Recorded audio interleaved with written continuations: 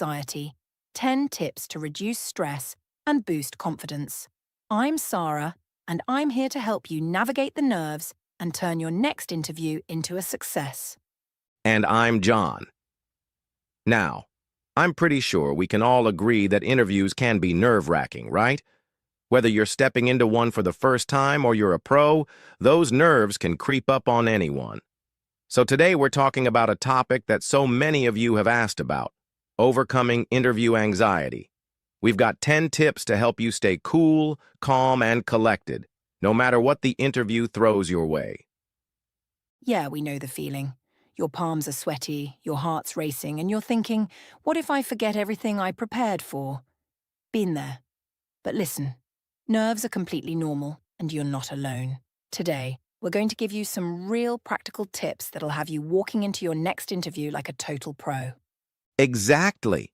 And trust me, I've been through my share of interviews where the anxiety almost took over.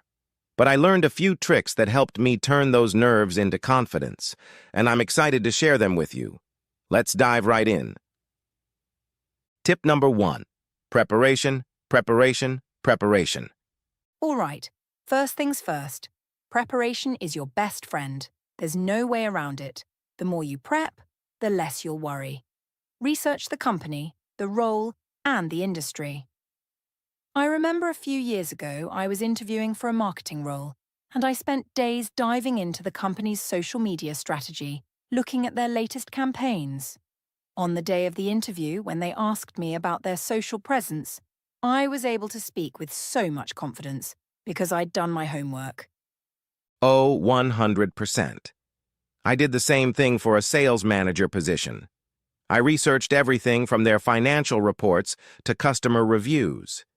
That level of preparation made me feel like I knew the company inside and out, and when you know your stuff, anxiety tends to shrink. Exactly. And don't forget to prep some questions of your own. It shows you're genuinely interested and engaged. Plus, it can make the whole conversation feel more like a two-way street. Tip number 2: breathe through the nerves. Next up, deep breathing. I know, it sounds cliche, but hear me out. When I was interviewing for my first job out of college, I was so anxious that my heart felt like it was about to explode. But right before I walked into the room, I did a few deep breaths. Nothing fancy, just in through the nose, out through the mouth. It calmed my nerves and helped me stay focused. Same here. It's crazy how something so simple can have such a big impact. I also do a little body scan, making sure my shoulders aren't tense, that I'm standing tall and relaxed. It's amazing how much more confident you can feel once your body's in a more relaxed state. Tip number 3: visualize success. All right. Tip number 3, visualization. This one's a game changer. I had a friend who used to struggle with interviews, but she started visualizing herself walking into the room, shaking hands with the interviewer, and answering questions smoothly. She would picture it all in her mind the night before the interview. It sounds a little woo-woo, but it works. Totally. I started doing that before every interview, and it seriously helped. The more you can imagine yourself succeeding, the more likely you are to stay calm and positive during the actual interview. Tip number 4, focus on your strengths. Moving on, focus on your strengths. Here's the thing. You got this interview for a reason. The employer believes you have the skills and qualities they need. I know a lot of people get nervous about bragging or feeling too self-promotional, but honestly, owning your accomplishments shows confidence. Yes. I'll tell you about a time I was interviewing for a management position, and the interviewer asked me about how I handle conflict. My gut reaction was to get all humble and say, well, I try to avoid conflict. But then I remembered they're looking for someone who can lead. So I spoke about a time I diffused a tense situation with a team member, and it really showcased my leadership skills. The shift in mindset made me way more confident. Tip number 5: embrace the silence. Here's a big one. Don't fear silence. We all know those awkward moments when the interviewer asks a question, and suddenly your mind goes blank. But here's the thing. It's okay to take a beat. I've been in interviews where the interviewer just sits there staring at me, waiting for me to speak. And guess what? They're not judging me. They're just waiting for me to gather my thoughts. Yep. I remember being asked a curveball question in an interview once. I paused for a solid 5 seconds to think. It felt like forever, but in reality, it was probably just a couple of moments. The interviewer actually appreciated that I took the time to think before I answered. Tip number 6. Dress to feel confident. Okay, let's talk about what you wear. Dress in a way that makes you feel comfortable and confident. Look, I've been there. You buy a suit or outfit that you think will impress the interviewer, but you're constantly adjusting it or fidgeting. I've found that when I feel me in my clothes, whether that's a smart jacket or a cozy blouse, I feel a lot more at ease. Exactly. For me, it's always about balancing comfort with professionalism. One of my interviews was at a startup, and I was worried about being overdressed, so I wore a more casual yet polished look. It gave me that confidence boost without feeling too stiff. Tip number 7. Arrive early. All right, tip number 7. Arrive early. Now, we're not talking about showing up 45 minutes early, but arriving about 10 to 15 minutes before the interview gives you time to calm your nerves, review your notes, and feel collected. I used to get there early, and I'd just take a few minutes to gather myself before heading in. Yes, this is so important. I was once 10 minutes early to an interview, and I used that time to go over my notes in a quiet corner of the building. I walked into the interview feeling grounded and ready to tackle anything. Tip number 8. Shift your mindset. Here's one that helped me a lot. Shift your mindset.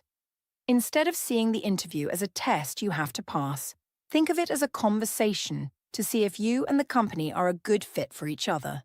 This mindset shift can take a lot of pressure off. 100%. I had a moment like this during a tech interview. I was nervous about my coding skills, but then I realized they want to see if I'm the right fit for their team. So I focused on building a connection with them rather than stressing about being perfect. Tip number 9. Remember, nerves are completely normal. Seriously, everyone gets nervous, even the most seasoned professionals.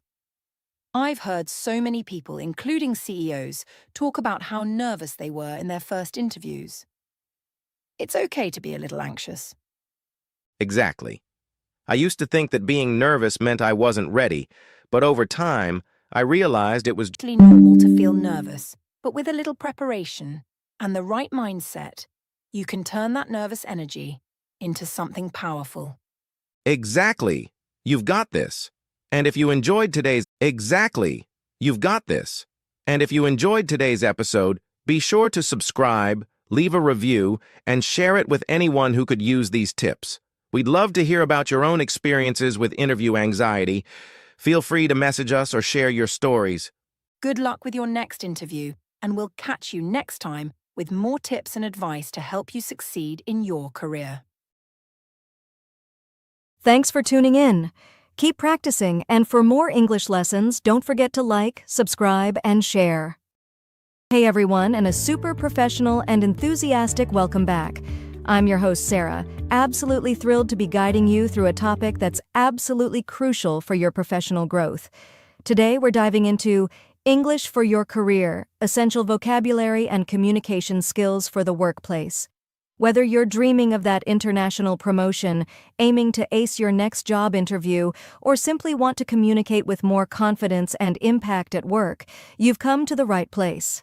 And hello there, career-minded explorers. It's Peter, ready to equip you with the linguistic toolkit you need to not just survive, but thrive in the global professional landscape. Because let's face it, in today's interconnected world, strong English skills aren't just a bonus. They're often a necessity for unlocking your full potential. Exactly, Peter. It's not just about understanding emails, it's about making your voice heard, collaborating effectively, and presenting your ideas with clarity and confidence. So, let's get down to brass tacks. What are some essential vocabulary areas our listeners should focus on to sound truly professional? Well, Sarah, while specific industries have their own unique jargon, There's a core set of business fundamentals that are almost universally applicable. Think about terms like strategic planning, market analysis, innovative solution chain logistics, and understanding your key stakeholders. Mastering these foundational terms immediately elevates your professional discourse. Absolutely. It shows you understand the underlying principles of business. What about the language of teamwork and collaboration? That's so critical in almost any workplace. Couldn't agree more. Words like to liaise with colleagues, to negotiate terms, to delegate tasks effectively, to reach a consensus, to provide constructive feedback, and to compile a comprehensive report are the building blocks of successful teamwork. Being fluent in this language makes you a valuable team player. And what about when things aren't always smooth sailing? What vocabulary is key for problem solving and decision making?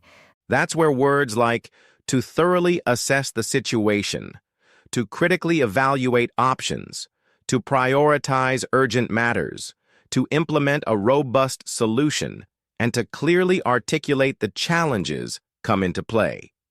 Showing you can discuss these concepts professionally demonstrates your analytical skills.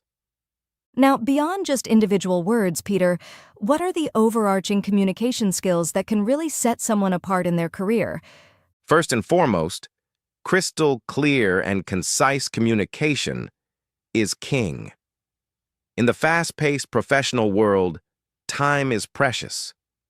Being able to articulate your thoughts and information directly, without ambiguity or unnecessary jargon, is a superpower. Absolutely.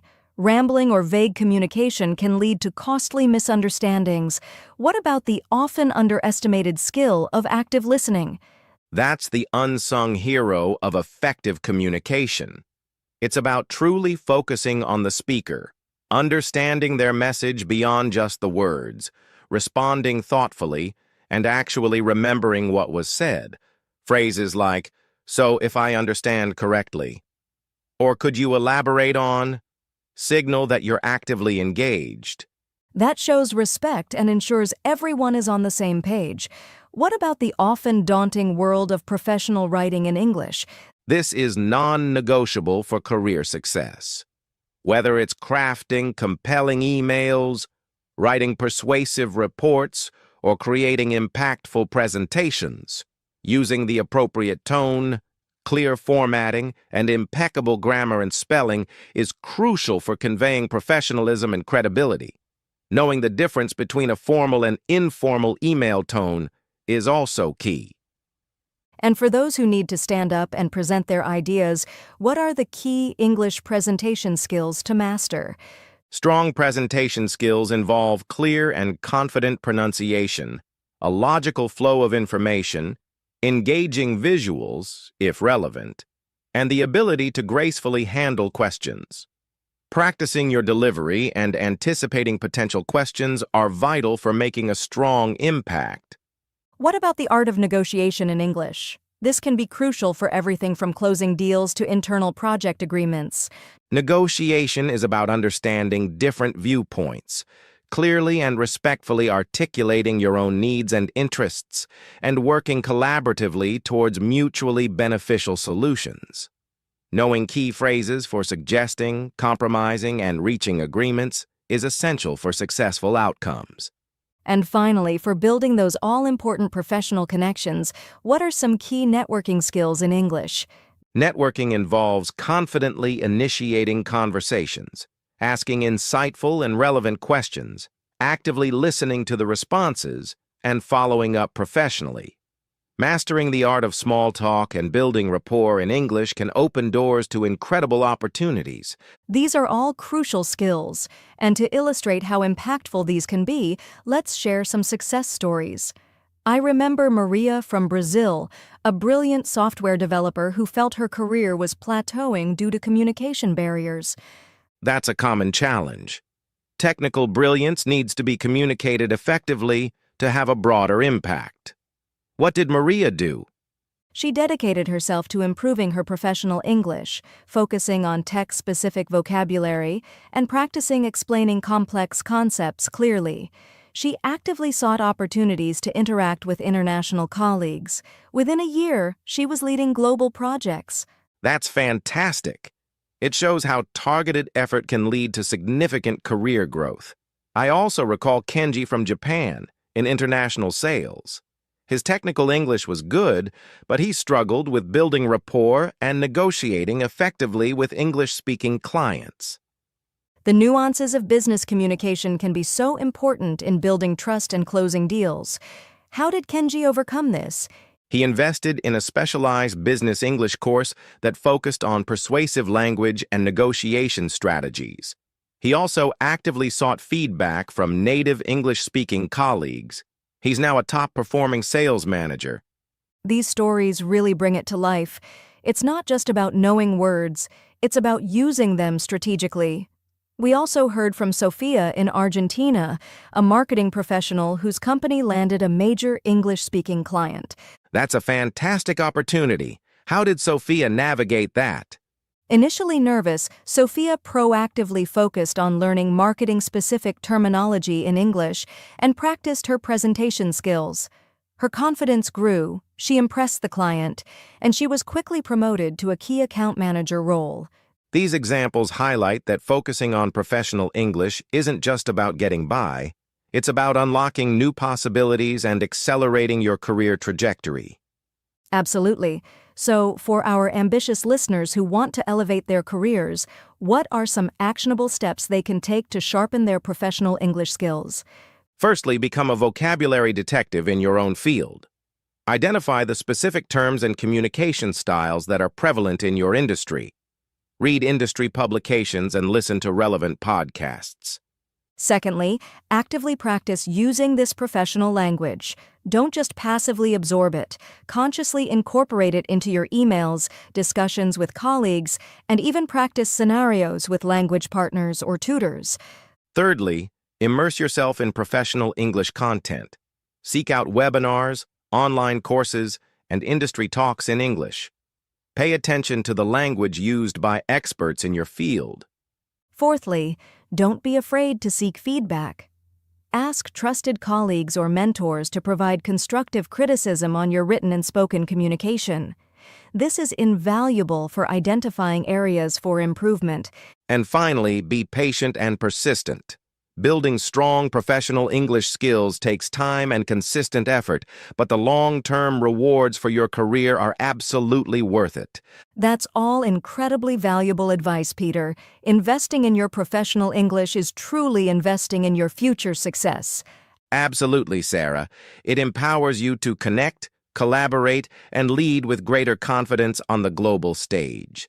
We hope this episode has provided you with practical strategies and inspiring stories for boosting your English in the workplace.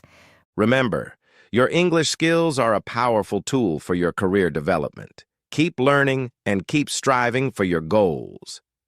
Join us next time for more insights into the English language. Thanks for tuning in. Keep practicing, and for more English lessons, don't forget to like, subscribe, and share. Stop Killing Your Focus. Podcast for learning English. Welcome to today's podcast, where we help you improve your English while discussing real-life topics that matter. I'm Sarah, and joining me is Peter. Hey, Peter. Hey, Sarah. I'm super excited about today's topic because it's something that affects everyone: focus. We're going to talk about how people kill their focus and what they can do to fix it. Biggest focus killers and how to fix them. 1. Multitasking. The silent productivity killer. Exactly. Whether you're learning English or working on any skill, losing focus can slow down your progress. So let's get into it. Peter, what's one major thing that kills focus? One big one: multitasking. People think they're being productive by doing many things at once, but in reality, their brain is switching between tasks and not focusing properly on any of them. Oh, absolutely. Imagine trying to listen to an English podcast while texting your friend and checking social media. You won't absorb much of the podcast, right? Exactly. Instead, try the single tasking approach. Focus on one thing at a time. If you're listening to an English lesson, Put your phone away and take notes. You'll learn much faster and remember more. Plus, multitasking increases stress. When you jump between tasks, your brain works harder, leading to fatigue. So, if you want better results, concentrate on one activity at a time. 2. No clear plan. A recipe for distraction. That's a great tip. Another focus killer? Not having a clear plan. Many people sit down to study, but don't have a goal. They just go with the flow, which leads to distractions. Yes. It's like going to the gym without knowing what exercises to do. You'll waste time. Instead, set a goal before you start. Like, today I'll learn 10 new English words, or I'll practice speaking for 20 minutes. A great trick is writing down your tasks before you start studying. A to-do list keeps you accountable and gives you a sense of achievement when you check things off. 3. Distractions. The number one enemy of focus. Love that. What about distractions? Our phones, notifications, and even background noise can pull us away from learning. Oh, for sure. A simple fix. Turn on Do Not Disturb mode and find a quiet place. If noise is a problem, try noise-canceling headphones or soft instrumental music. Also, social media is a big focus killer. One quick check of Instagram or TikTok can turn into 30 minutes wasted. A great solution is to use website blockers or put your phone in another room while studying. 4. No breaks. Instant burnout. Great advice. Another thing I've noticed is that people often lose focus because they don't take breaks. They push too hard and then burn out. Right. The brain needs rest. That's why techniques like the Pomodoro technique work well. Study for 25 minutes, then take a 5-minute break. It helps you stay fresh and focused. And breaks don't mean scrolling on your phone. Instead, take a short walk, stretch, or drink water. This refreshes your mind without adding more screen time. 5. Poor sleep and bad diet.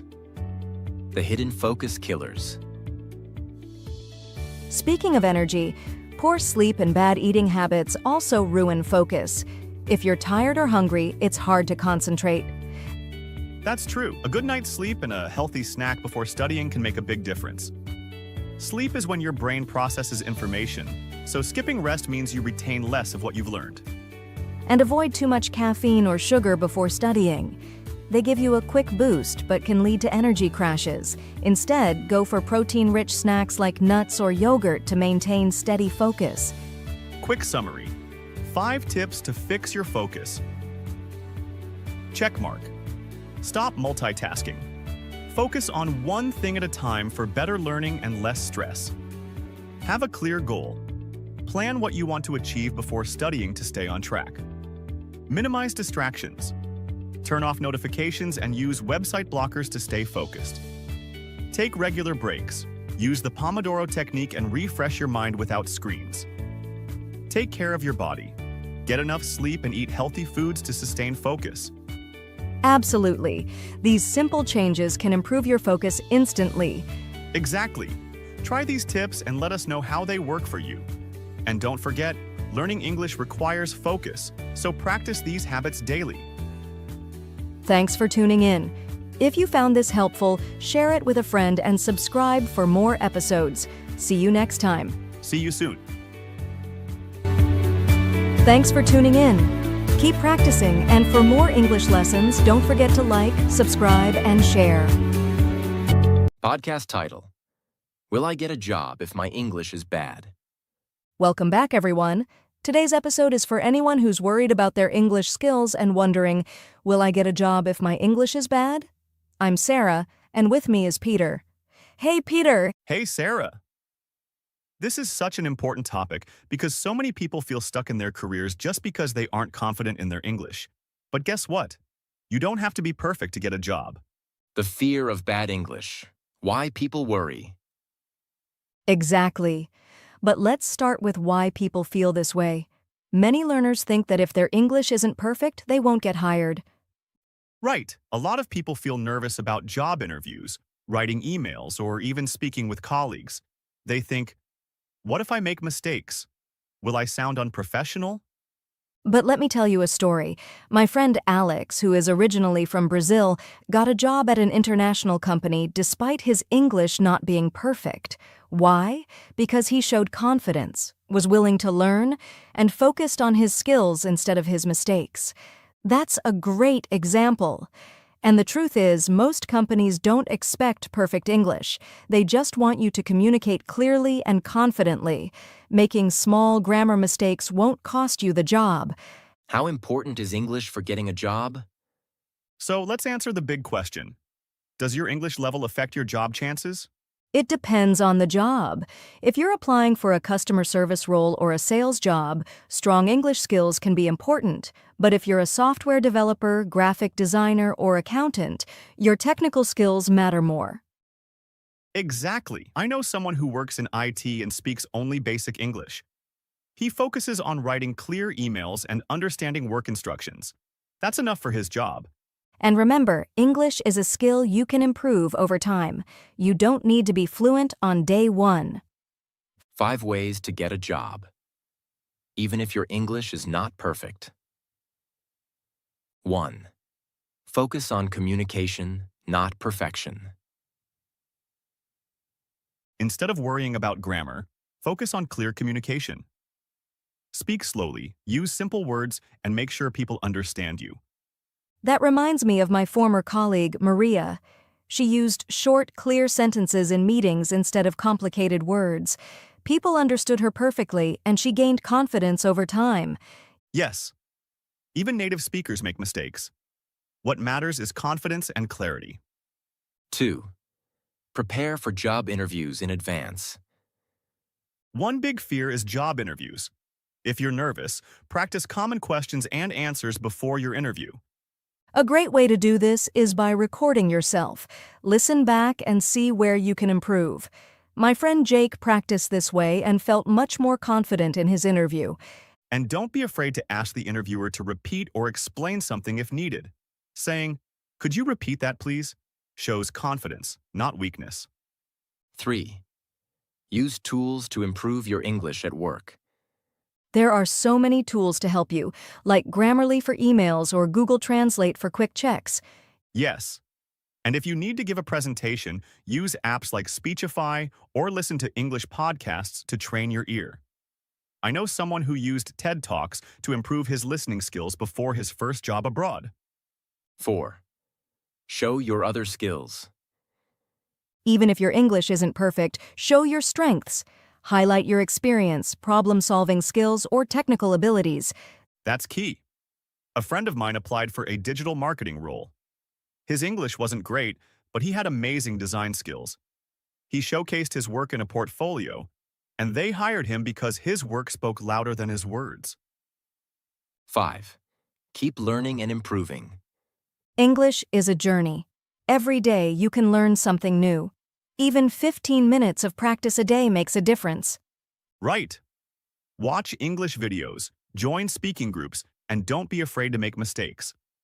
The more you use English, the better you'll get. My neighbor, for example, improved his English just by watching cooking videos and repeating what the chefs said. It was fun, and he learned naturally. Key takeaways.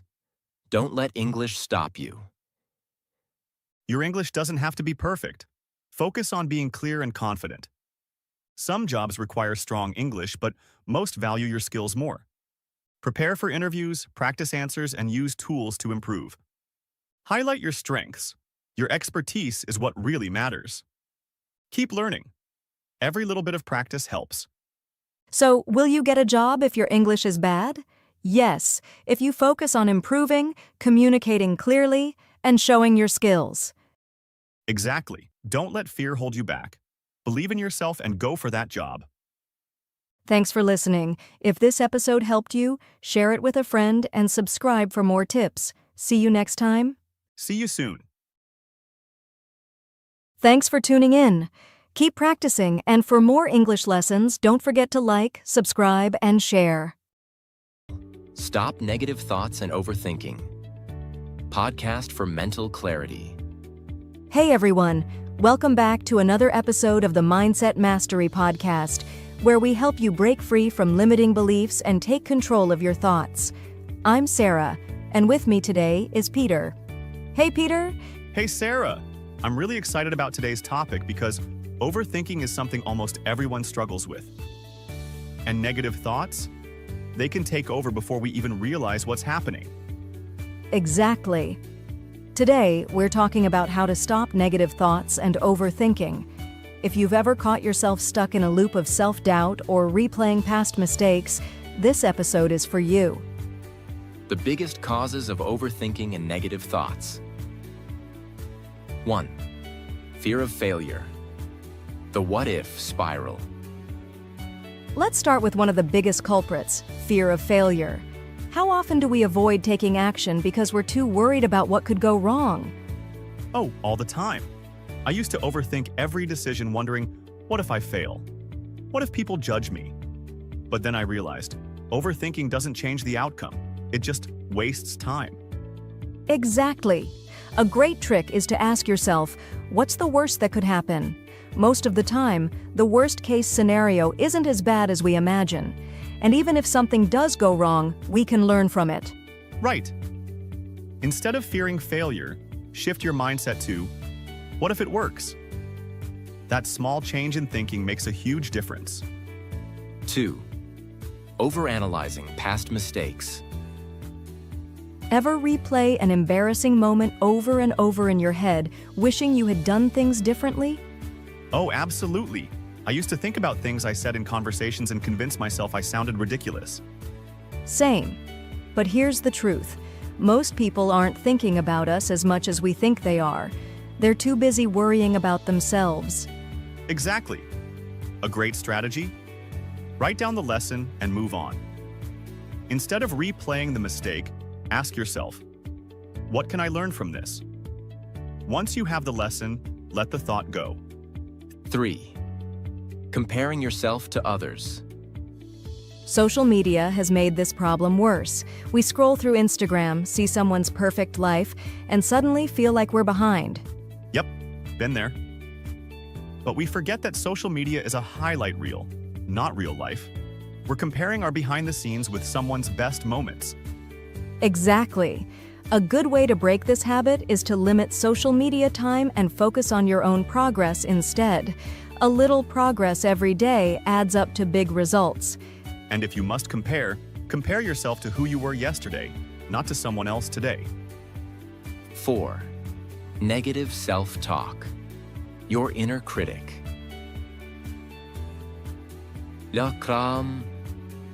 Our thoughts shape our reality, but sometimes our inner voice is our biggest enemy. Have you ever caught yourself saying, "I'm not good enough," or "I'll never succeed"? Oh, for sure. But if we keep telling ourselves negative things, we start believing them, even if they're not true. That's why we need to challenge those thoughts. Instead of saying, "I can't do this," reframe it as, "I can't do this yet, but I'm learning." I love that. Also, practice positive affirmations. Start your day with, I am capable. I am enough. It feels weird at first, but over time, it rewires your brain. 5. Not living in the present. Overthinking often happens because we're too focused on the past or the future instead of the present moment. Yes. Either we're regretting past decisions or stressing about things that haven't even happened yet. A great fix? Practice mindfulness. Simple things like deep breathing, focusing on your senses, or even journaling can help bring you back to the present. And remind yourself, right now, I am okay. Most worries are about things that aren't even happening in the present moment. Quick recap. How to stop negative thoughts and overthinking. Fear of failure. Ask yourself, what if it works? And take action anyway. Overanalyzing past mistakes? Learn the lesson and move on. Comparing yourself to others? Focus on your own progress instead. Negative self-talk? Reframe thoughts and use positive affirmations. Stuck in the past or future? Practice mindfulness and live in the present. These small mindset shifts can change the way you think and improve your daily life. Exactly. Try these tips and see the difference. And remember, your thoughts don't control you. You control your thoughts. Thanks for listening. If you found this episode helpful, share it with a friend and subscribe for more mindset tips. See you next time. See you soon. Thanks for tuning in. Keep practicing, and for more English lessons, don't forget to like, subscribe, and share. Speak English at Work, a practical guide. Welcome to Smart Listening Lab, where workplace English becomes easy and fun. I'm Sarah. And I'm Peter. Today, we're tackling a super practical topic. Speak English at Work, a practical guide. Whether you're preparing for meetings, writing emails, or chatting with colleagues, this episode is packed with real-life expressions you can use immediately. That's right. We'll listen to a natural office conversation, break down all the key phrases, and, most importantly, give you chances to practice along the way. Let's meet our co-workers for today, Amy and Alex. Listen carefully to their conversation in the office break room.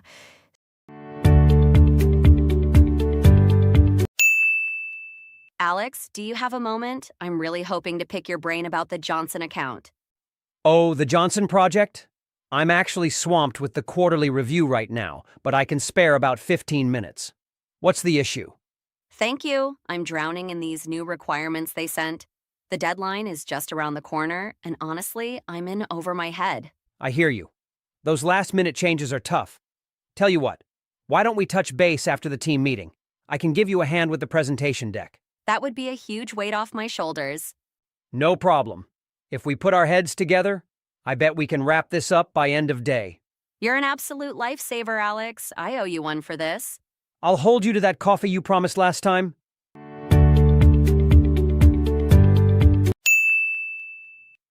Wow, what a natural work conversation. Did you catch all those useful expressions, Peter? Absolutely. Let's break them down one by one. And listeners, this is where you come in. After each phrase, we'll ask you to create your own sentence. First, Amy said, "I'm hoping to pick your brain." Pick your brain is such a common expression. It means to ask someone for their ideas or advice. For example, "Do you have time later? I'd like to pick your brain about the new software." She's always picking my brain about marketing strategies.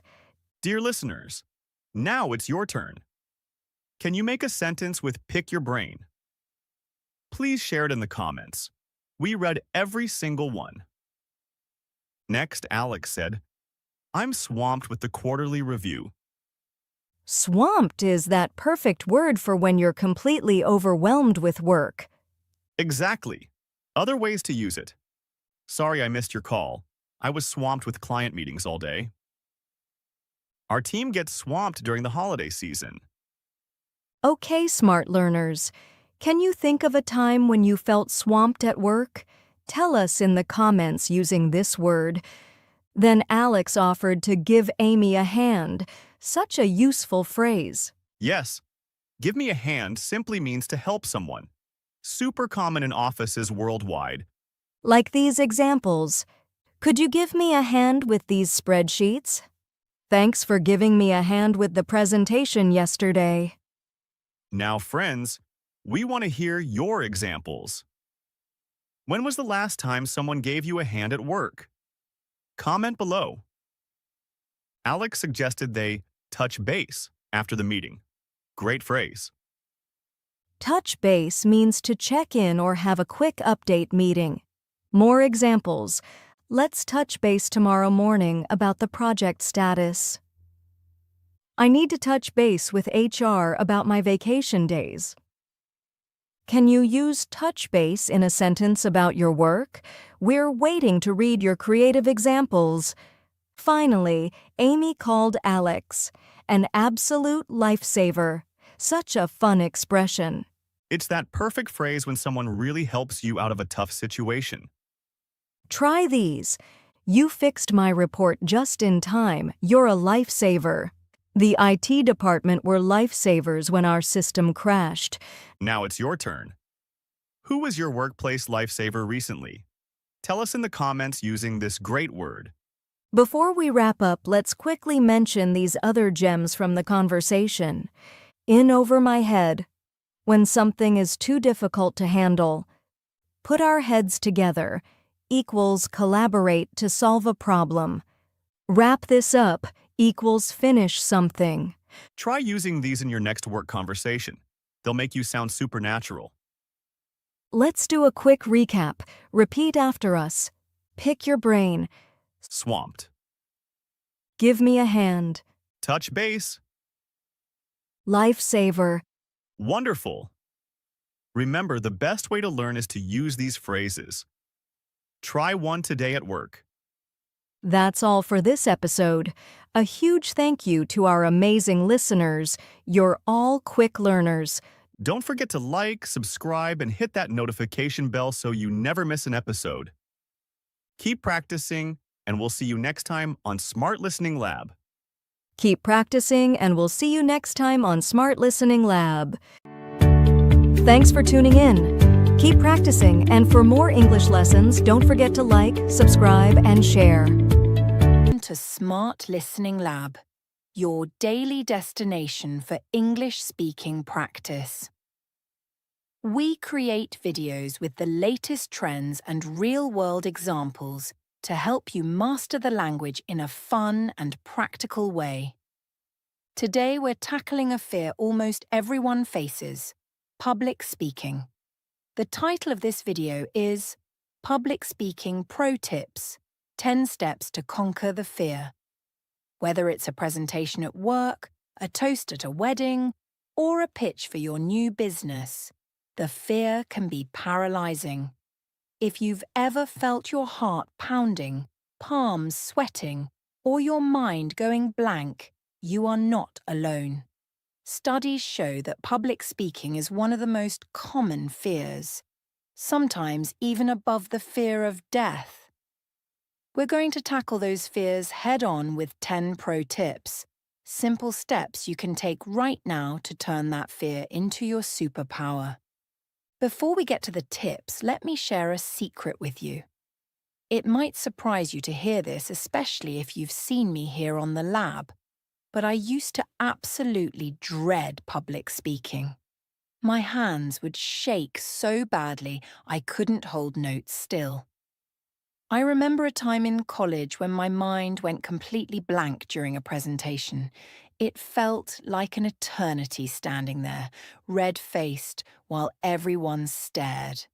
For years, that memory haunted me, and I avoided any situation that involved speaking in front of a group.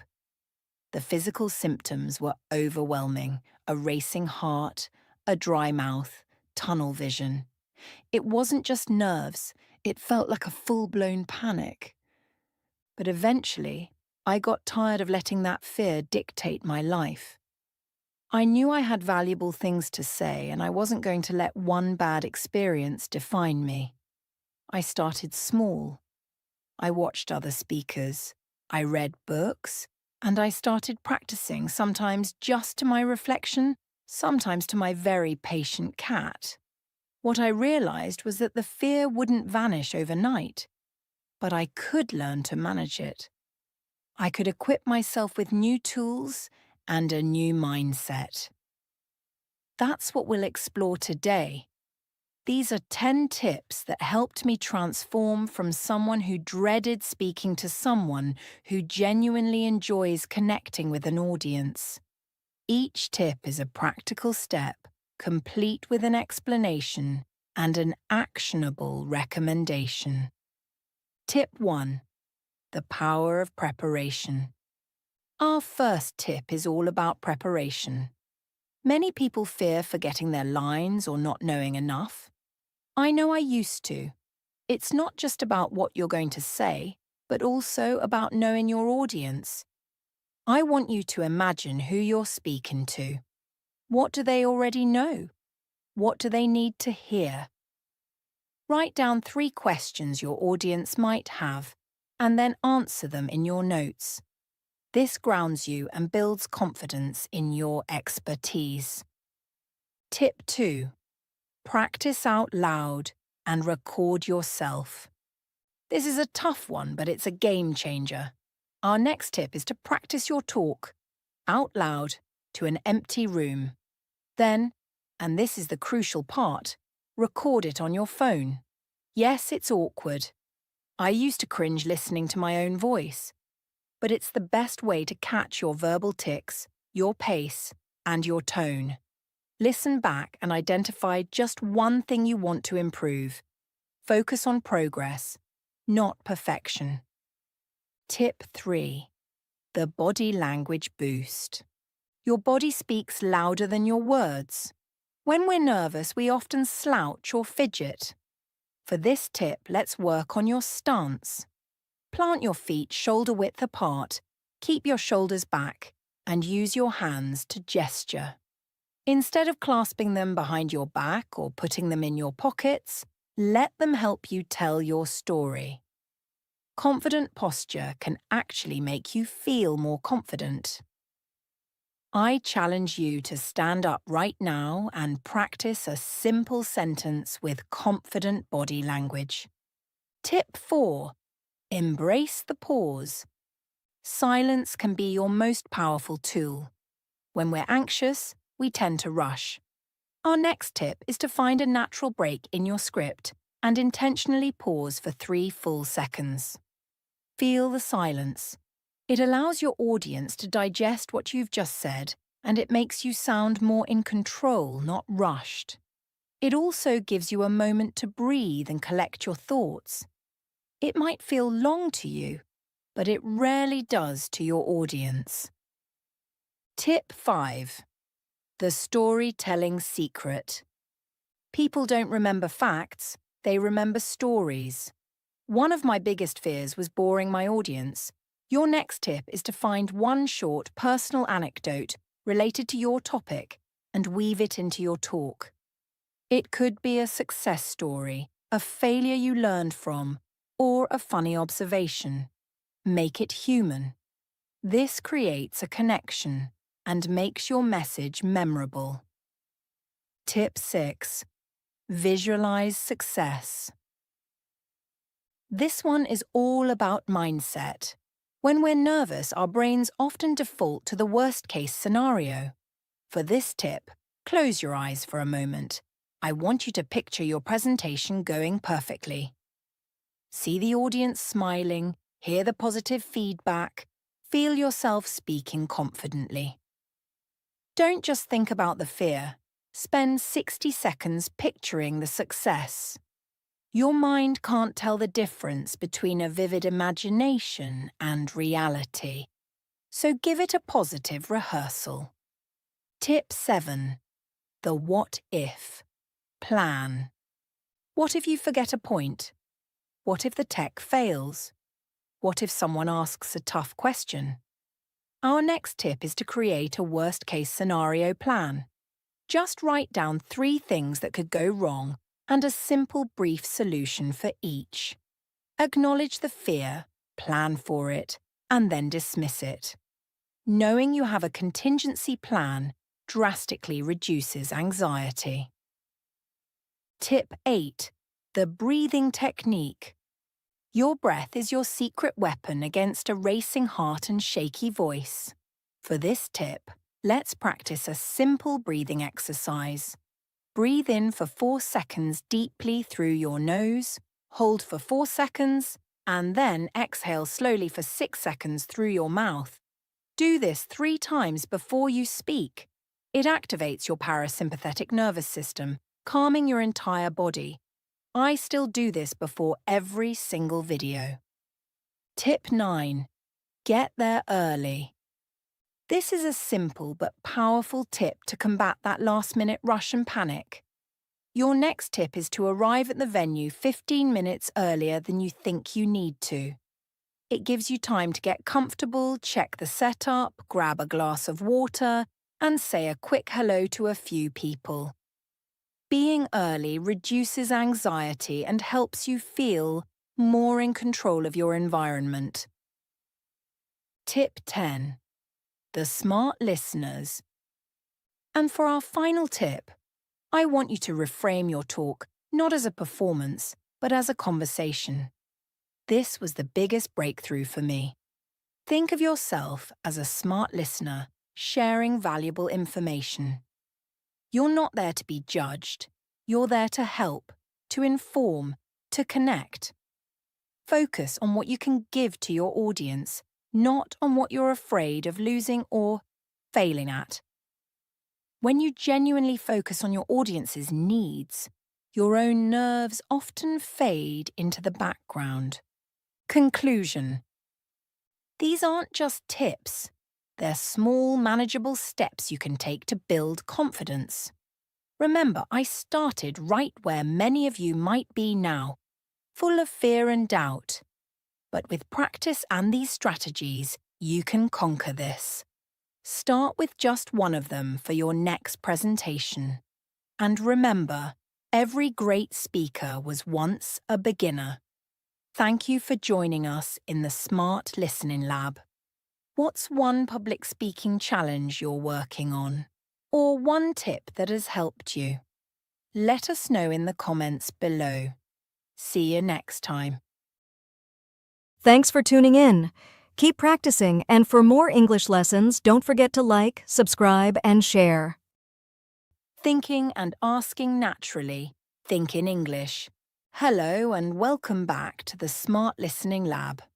I'm Amy and I'm so excited to be here for episode 8 of our series on how to think in English. By now, you've started to break the translation habit, built your vocabulary, honed your grammar intuition, and even began sounding more like a native speaker through shadowing.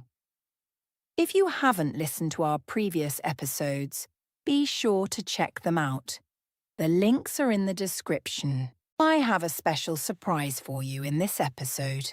As a bonus, we'll have a guided English speaking practice session at the end of the video. You'll get to put what you've learned into practice in real time.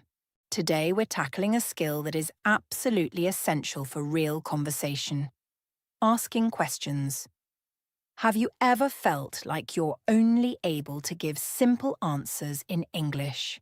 Do you struggle to keep a conversation going by asking a follow-up questions? This is a very common challenge. We often focus so much on forming our own perfect sentences that we forget being able to ask questions naturally is what truly makes you a participant, not just a speaker. The power of the question, more than just words. Asking a question isn't just about getting information. It's about showing curiosity, building rapport, and inviting the other person to share. In your native language, you do this effortlessly. You might use different tones or even different words to express the same question depending on the situation. For example, the phrase "what's up" can mean "hello, how are you?" or "what's wrong?" depending on the context and tone. Our goal today is to train your brain to think in question patterns, not just statement patterns. This is a vital step toward improving English fluency and making your English conversation skills feel natural and effortless. John's story. From quiet to conversationalist. I want to share the story of one of my former students, John, from France. John was a brilliant programmer and could write perfect English code and emails. But in a team meeting, he was always quiet. He told me he felt like he was always a step behind the conversation, trying to process what was said and then struggling to form a response. He could answer direct questions, but he couldn't initiate or keep the conversation going. He felt his lack of conversational skills was holding back his career. We started working on these very exercises. Every day during his commute, he played the mental reporter game. He'd look out the window and ask himself questions like, "Why is that bus so full? Is it because of the time of day? Where is it going?" He started with simple questions and then moved on to more complex ones. Soon, he started applying the opposite question technique in his head during meetings. When a colleague said, "The new software is ready," John would mentally ask, "When was it ready?" Is it the new software? Within a few weeks, he had trained his brain to look for opportunities to ask questions. In his next meeting, instead of staying silent, he was able to ask, "Did you test the new features yet?" And, "What's the next step?" He was no longer just a listener, he was an active participant. 3 exercises to become a question master. Ready to get started? Here are 3 practical exercises you can use to train your brain to ask questions instinctively. The mental reporter game. As you go about your day, mentally act like a reporter and ask questions about your surroundings. For example, if you see a person walking a dog, you can ask yourself, "What kind of dog is that? Where are they going? Is that a new collar?" If you're at a coffee shop, you could ask, "What kind of coffee is that person drinking?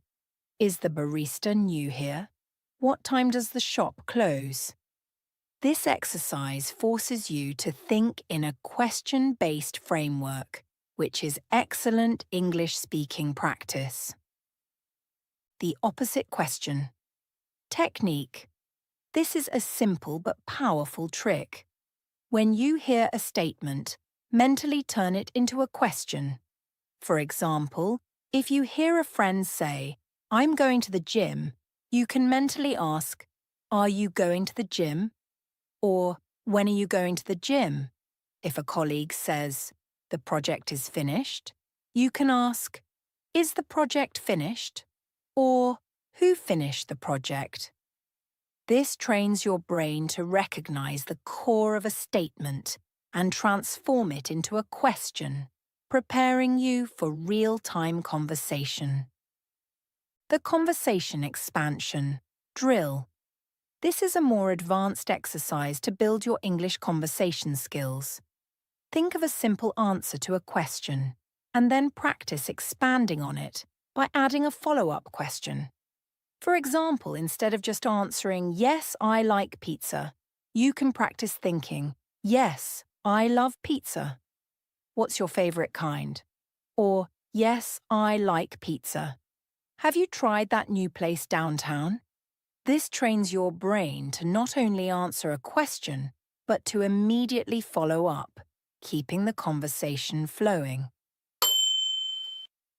Tips and tricks for mastering questions. Mastering questions is a bit of an art form, so here are a few extra tips and tricks to help you along the way. Trick number 1.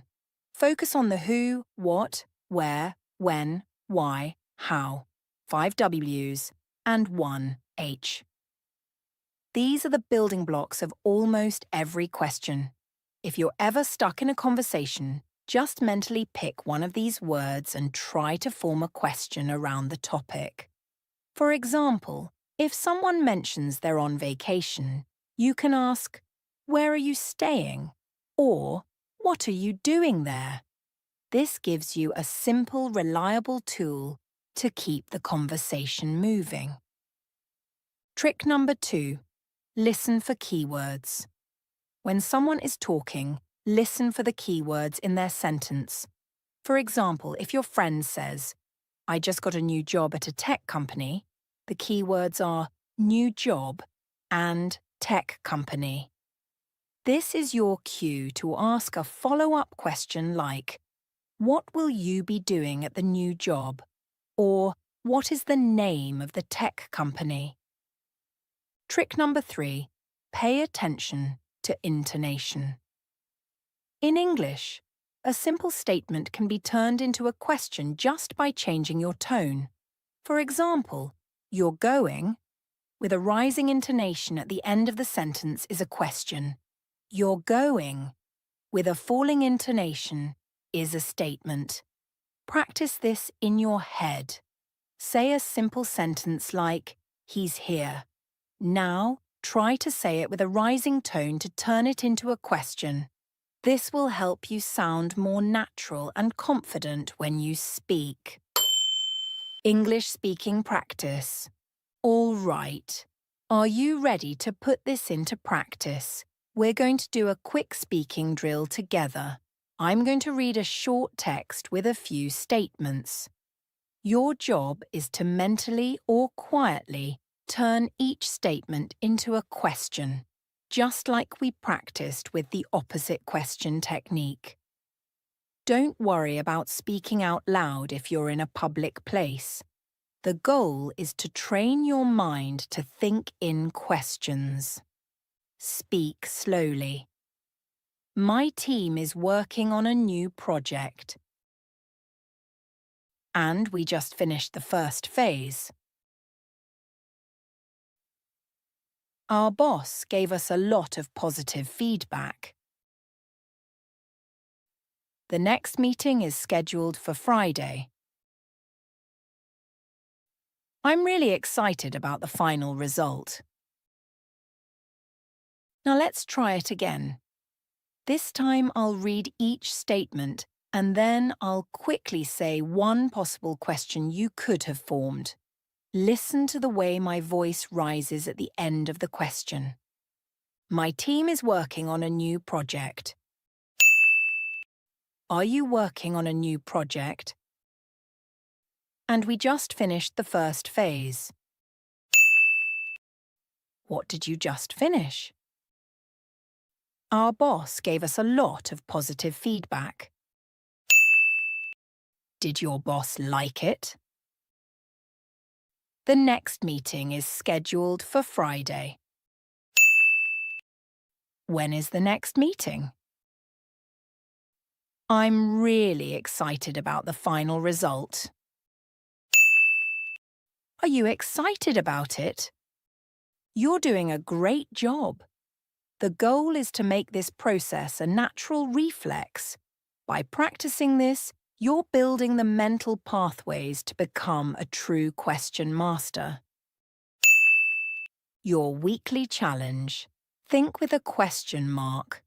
Your challenge for this week is to integrate these exercises into your daily routine. For 10 minutes a day, practice the mental reporter game or the opposite question technique. Don't worry about speaking out loud. The goal is to train your mind to think in questions. By actively looking for opportunities to ask questions, you'll feel much more prepared and confident in real conversations. This is a powerful step towards true English fluency. By seeing the world through a questioning lens, you're not just learning the language, you're learning how to connect with people. Thank you so much for joining me today. Your commitment to this journey is inspiring. If you found this episode helpful, please subscribe to the Smart Listening Lab and leave a review. It helps us reach more people who are ready to make this shift. See you next time, and as always, keep thinking in English. Thanks for tuning in.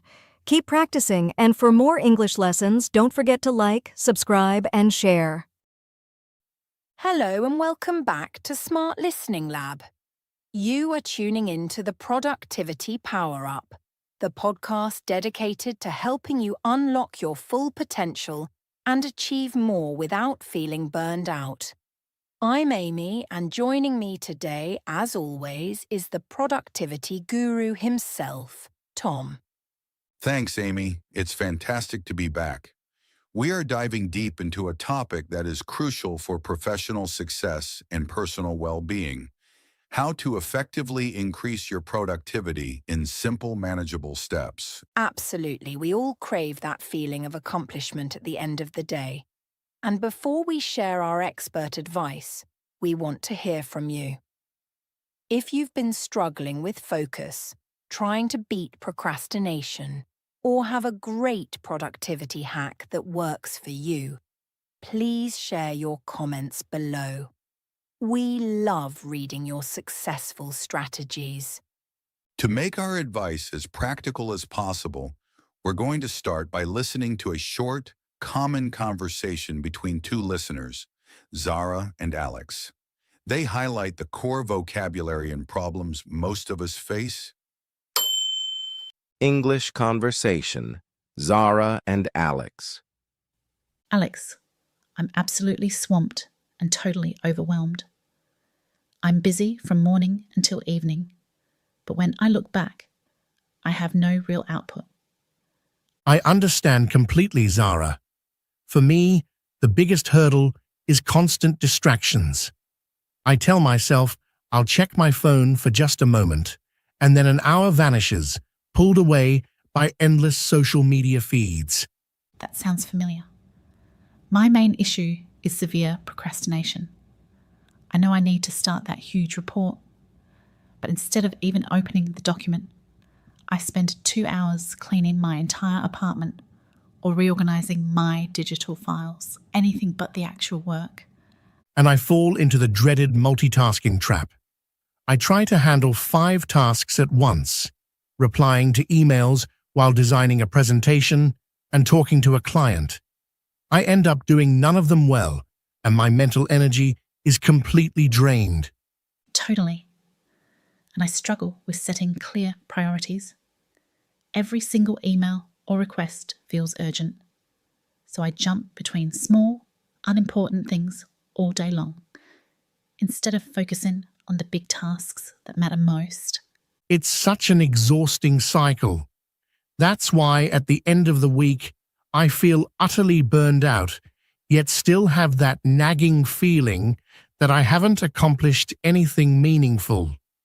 We really need to find a way to focus and generate better output. Wow, that conversation perfectly captures the modern struggle, Tom. The feelings of busyness without the results, the struggle against the phone, and the fear of starting big projects. Let's break down those important keywords for everyone. Absolutely, Amy. Giving a name to the problem is the crucial first step towards solving it. Understanding the productivity keywords. Let's tackle them one by one, starting with Zara's lack of output. Output is simply the measurable result of your work. It's the finished product, the completed report, the goals achieved. If you are busy but lack output, it means you are spending time on low-value activities or you are getting distracted too easily. High output means you are finishing what you start efficiently. Next up is Alex's problem: constant distractions. A distraction is anything that pulls your focus away from your intended task. This can be external, like a loud notification, or internal, like a sudden memory or a thought about what to cook for dinner. Distractions are productivity killers because they force your brain to constantly reset its focus, which is mentally tiring. And the classic enemy of progress: procrastination. Procrastination is the intentional delay of an important task, often replaced by less important, easier, or more enjoyable activities. It's frequently linked to perfectionism or fear of failure. Zara cleaning her house instead of writing her report is a textbook example. We often do everything around the task instead of the task itself. Alex mentioned the popular myth: multitasking. Multitasking is attempting to do several complex tasks at once. As we discussed, this is a myth. When you think you are multitasking, you are actually just rapidly context switching. This constant switching drastically slows down your thinking, increases mistakes, and leaves you feeling mentally exhausted without real gains. We must choose single tasking instead. Finally, Zara struggled with setting clear priorities. Priorities are the tasks you decide are the most critical and should be completed first. Without clear priorities, every task, no matter how small or unimportant, screams for your attention. This leads to that feeling of always jumping between minor issues and neglecting the work that truly drives results. Simple productivity solutions. Fantastic, Tom. Now that we've defined the problems, let's empower our listeners with 4 simple, easy-to-handle strategies to overcome these common obstacles and finally achieve higher output. Tip: batch similar tasks. Tackles distractions and multitasking. If you find yourself constantly switching tasks, like checking email every 10 minutes, you need to batch similar tasks. How can we implement this easily? Schedule specific blocks of time dedicated only to similar tasks. For instance, have a communication hour from 10 a.m. to 11 a.m., where you handle all your emails, short messages, and quick calls. The rest of the day, those communication tools stay closed. This helps maintain deep focus on your main projects. The 2-minute rule tackles procrastination and low output. This is a brilliant tactic for instantly tackling those small items that clog up your mental space. It's the 2-minute rule. The rule is this: if a task takes 2 minutes or less to complete, do it immediately, right then and there. Don't write it down. Don't save it for later. Just handle it. What are some examples? Responding to a quick yes or no email, putting groceries away immediately, or tidying a specific section of your desk. By eliminating these quick tasks instantly, you prevent them from building up into a stressful mental list that drains your focus for the bigger jobs. Tip: plan the big 3. Tackles priorities. For setting clear priorities and ensuring you focus on the important work, Tom, what's your best tip? I highly recommend deciding on your big 3 every single day. This means you identify the 3 most important tasks that, if completed, will make your day an undeniable success. Why just 3? Limiting it to 3 forces you to differentiate between what is important and what is merely busy work. It gives you a clear target. If you only accomplish those 3 things, you have succeeded. This prevents you from running around chasing 10 different low-impact activities. Tip: use time blocking. Tackles distractions and multitasking. Our final tip brings structure to your entire day, moving you beyond a long, intimidating to-do list. Time blocking. A to-do list just tells you what to do. Time blocking tells you when to do it. You look at your calendar and assign specific fixed blocks of time for specific activities. So instead of a floating task that says work on presentation, I schedule it? Precisely. You block out 9 a.m. to 11 a.m. single focus work on client presentation. This makes the task an actual appointment on your schedule. It greatly reduces distractions because when that time arrives, you already know the one thing you're supposed to be doing. That was a fantastic session, Tom. These 4 tips, batching, the 2-minute rule, the big 3 and time blocking, are simple, powerful tools for anyone wanting to boost their productivity without the stress. Exactly, Amy. Remember, productivity isn't about working harder. It's about working smarter and focusing your energy on the right things at the right time. Well said. A huge thank you to everyone for listening, and especially to Tom for his invaluable insights. Join us next time on Smart Listening Lab for more tips and tricks to power up your life. Until then, keep thriving. Thanks for tuning in. Keep practicing, and for more English lessons, don't forget to like, subscribe, and share. Welcome to another in-depth episode of Smart Listening Lab. I'm your host, Tom, and today we are diving deep into a critical skill for career advancement, mastering the English job interview. This is your ultimate toolkit, packed with actionable strategies for non-native speakers aiming for international roles. Hi everyone, I'm Amy. Whether you're actively on the job hunt, planning a career change, or just want to be ready for future opportunities, this episode is your comprehensive guide. We'll cover everything from initial mindset and research to answering tough questions and powerful follow-up techniques. Think of this as your complete interview preparation course. Let's begin at the very foundation: mindset and pre-planning. The key to reducing interview anxiety is systematic preparation. Your first step is to develop a growth mindset for interviews. View this not as a test, but as a professional conversation to demonstrate your value. Amy, what's the first concrete action someone should take?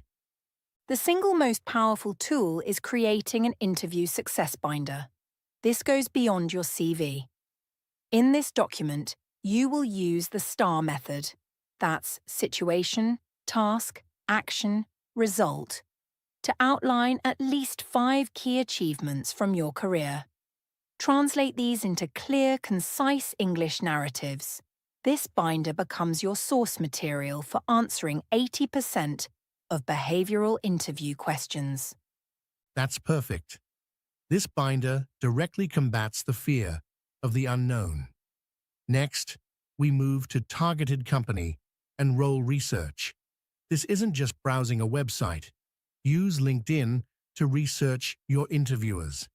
Understand the company's recent news, their values, and their competitors. Identify keywords from the job description and incorporate them into your prepared narratives. This is called language mirroring, and it subconsciously signals you're a great fit. Absolutely. And part of this research is knowing your own value proposition. Can you clearly articulate your unique selling points in English? Practice phrases that connect your skills to the company's needs. For example, my experience in streamlining cross-functional workflows aligns directly with your team's goal of improving operational efficiency. Now let's talk about practical skill building. You have your content. Now, you need to deliver it. This involves pronunciation practice for clarity, expanding your professional business vocabulary, and working on your pacing.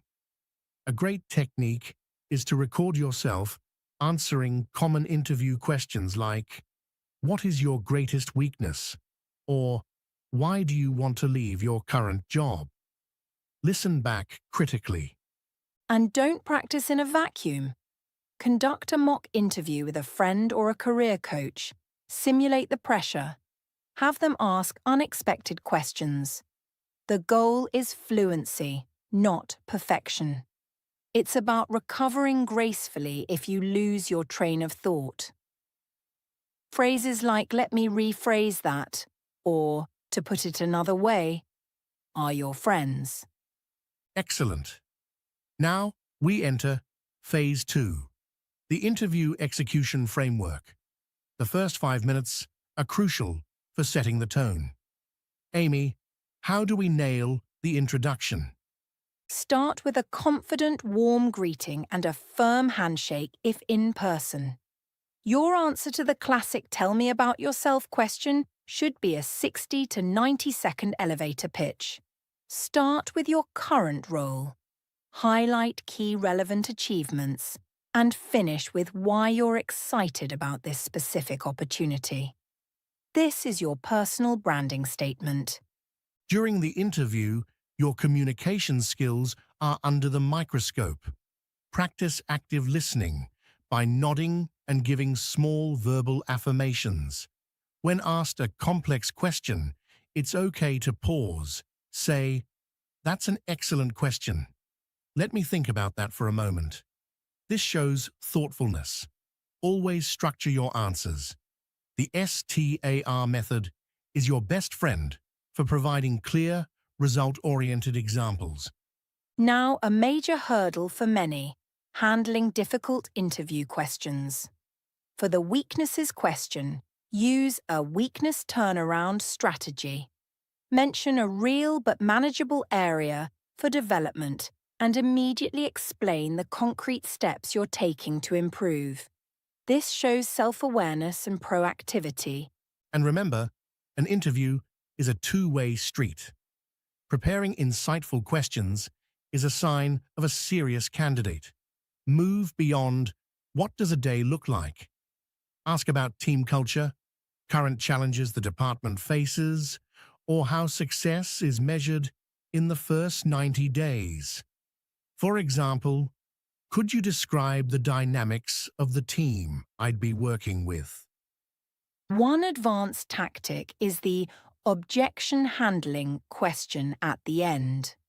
When they ask if you have any other questions, you can say, based on our conversation, do you have any concerns about my experience or qualifications that I could address?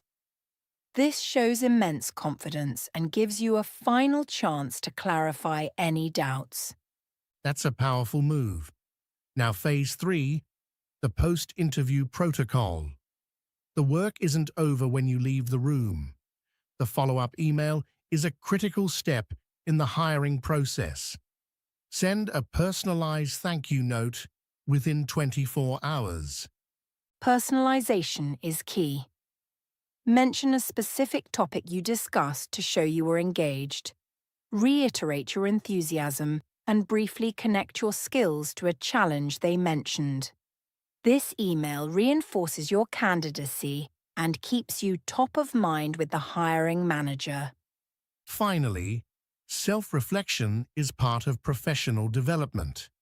After the interview, jot down what questions you were asked, what went well, and what you could improve for next time.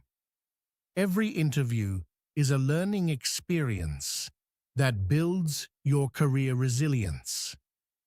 To wrap up, Tom, our formula for interview mastery is this: deep preparation with your success binder, confident execution using structured communication, and strategic follow-up with personalized engagement. This process builds the interview confidence every professional needs. Well said, Amy.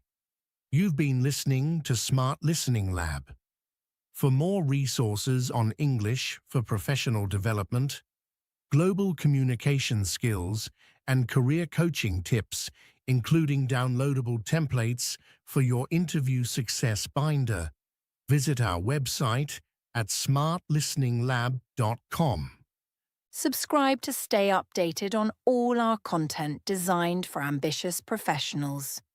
Until next time, keep learning and growing in your career journey. Goodbye. Thanks for tuning in. Keep practicing, and for more English lessons, don't forget to like, subscribe, and share.